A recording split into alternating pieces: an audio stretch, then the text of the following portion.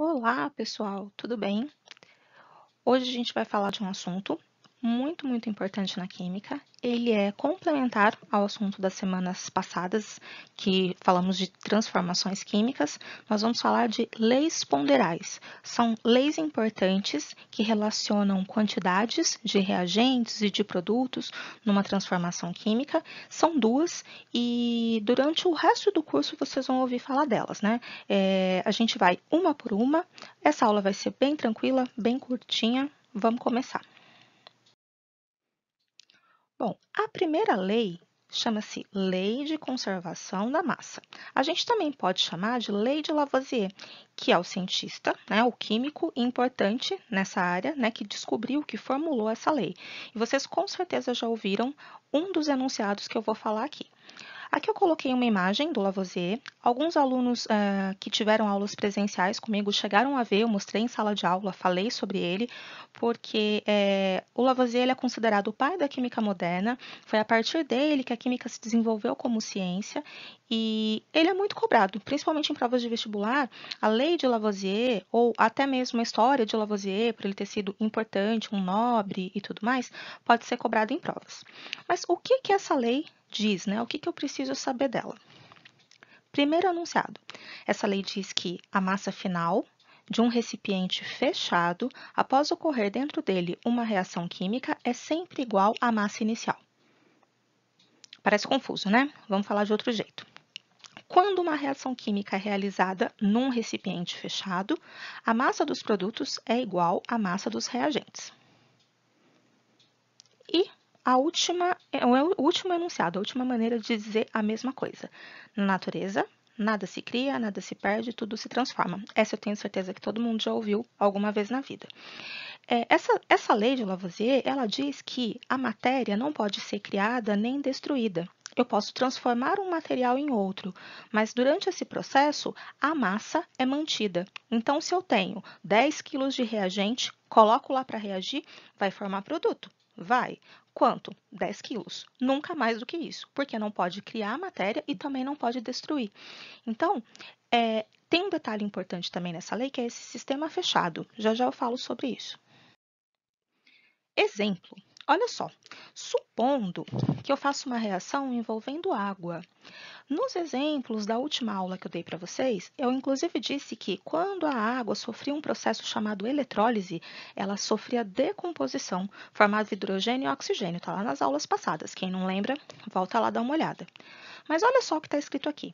Se eu pego 18 gramas de água, vou até dar uma destacada aqui, ó, 18 gramas de água. Isso aqui é o meu reagente. Quando ela sofre a decomposição, quando ocorre a transformação química, eu formo dois produtos, mas eu tenho 2 gramas desse e 16 gramas desse. Pensando dessa maneira, a massa do reagente era 18. E a massa dos produtos que se formaram, somando, né, 2 com 16, eu também tenho 18. É exatamente isso que disse a lei, né? Que na natureza, a massa, né, inicial, numa transformação, vai ser igual à massa final, desde que seja em recipiente fechado ou sistema fechado. É porque acontece o seguinte: se numa transformação eu tiver um produto que seja gasoso, por exemplo, se formando, se o recipiente estiver aberto, esse produto vai embora.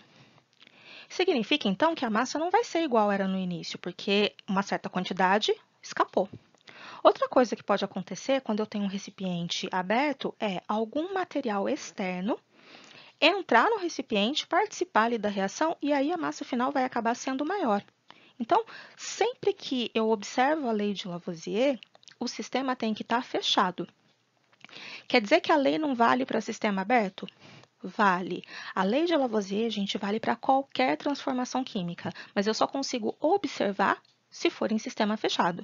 Em sistema aberto, como eu já falei, pode ocorrer perda de material, né? Alguma coisa pode se formar e ir embora, mas também pode haver entrada de algum material estranho e a massa final não ser igual à inicial. Agora, a lei vale sempre. Coloquei um segundo exemplo aqui, só para a gente verificar aqui como é que funciona. Nesse caso, os reagentes são dois. Então, eu tenho carbono, coloquei lá 12 gramas, oxigênio E na hora da formação do produto, eu tenho 44 gramas.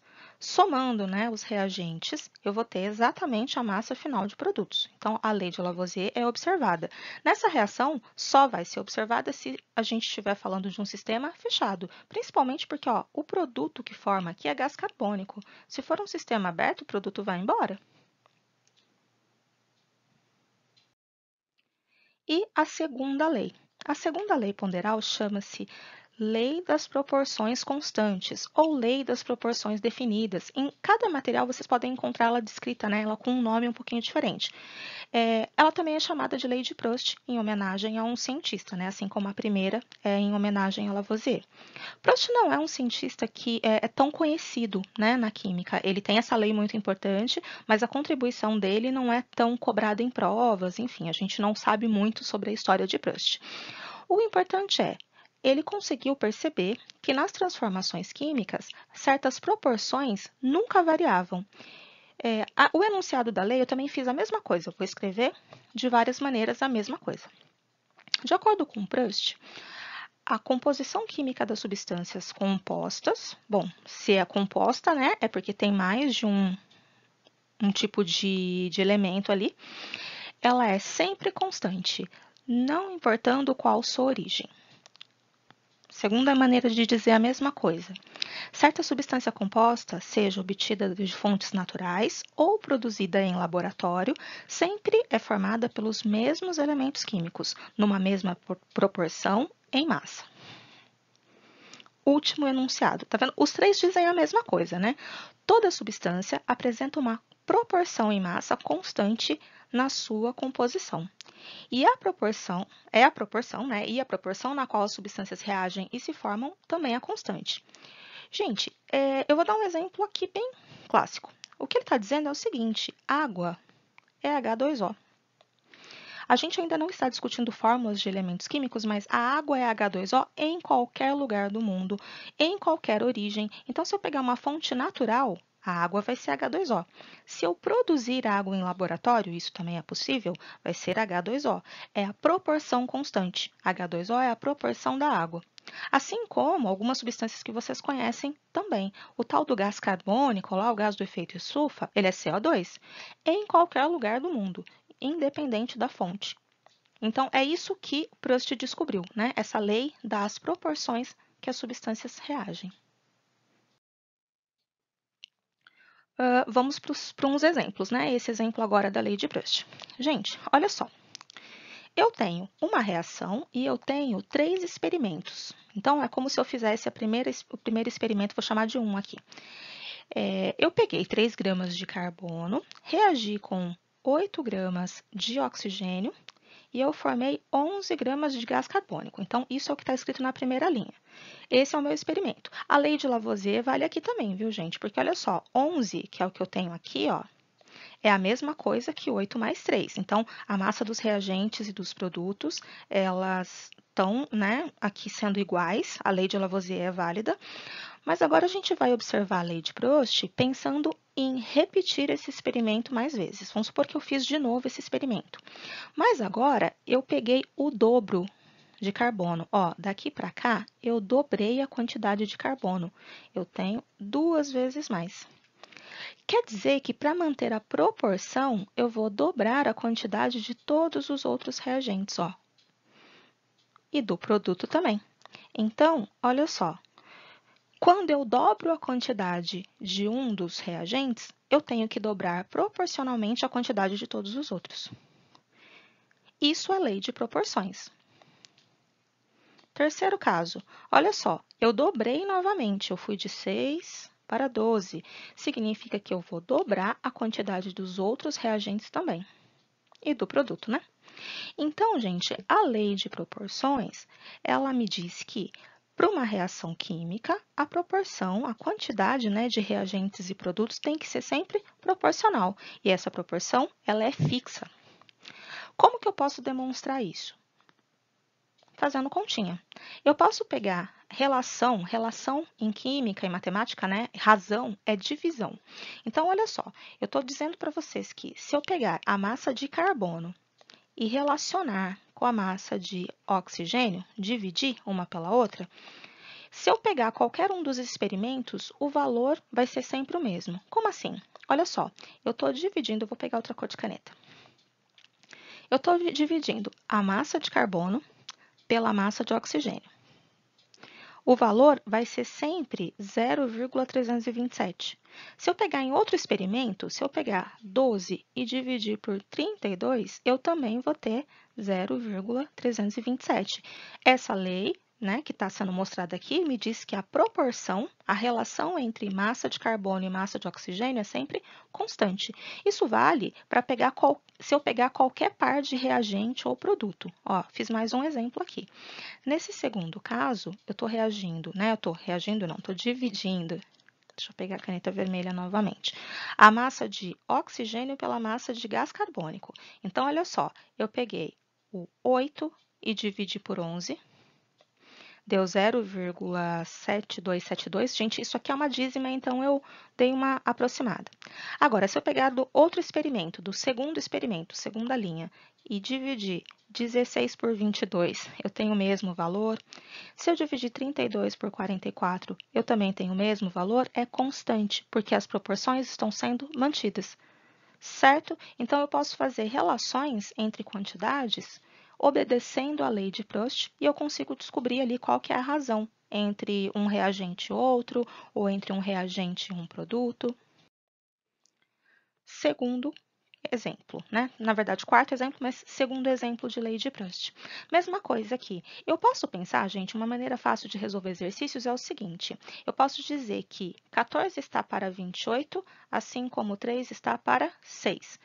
E se eu não soubesse o valor que aqui é 6, eu poderia chamar de x, por exemplo, eu poderia fazer um cálculo. 14 está para 28, assim como 3 está para x. Eu resolveria esse cálculo e eu chegaria no valor de 6. Então, essa lei de Prost ajuda no momento de fazer cálculos nos exercícios, certo? Então, quando eu dobro um reagente, dobro o outro, dobro o produto também, e assim por diante. É o mesmo raciocínio do exemplo anterior.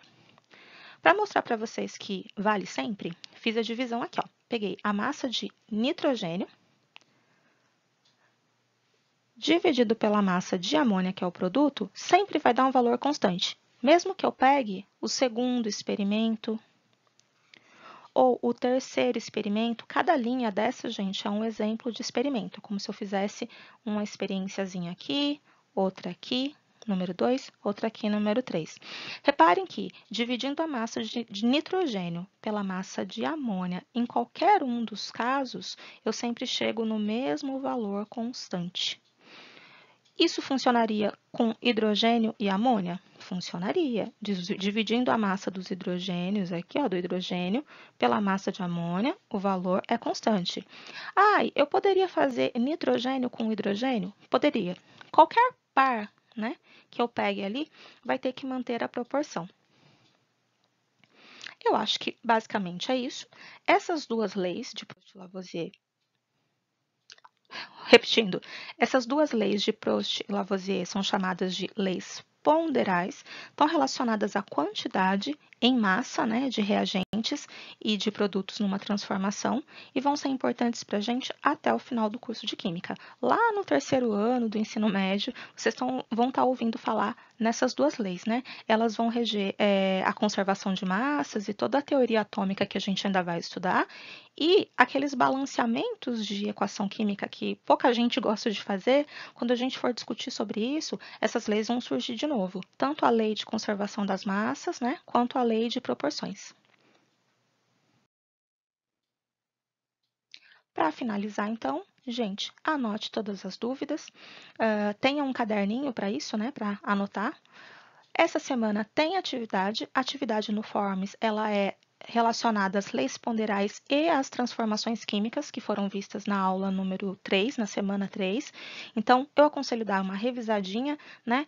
Reagente, produto, o que a seta significa, né? Quando eu escrevo a equação química, tudo isso vai aparecer lá nos exercícios no Forms. Esses exercícios são super importantes, porque além de computar a presença, eles vão ser também avaliativos em termos de conhecimento. Então, façam com bastante cuidado, peguem as anotações, tirem dúvidas antes de enviar, né? Se tiver algum exercício que enroscou, que não deu certo, me procura e vamos resolver a dúvida antes, tá? De enviar.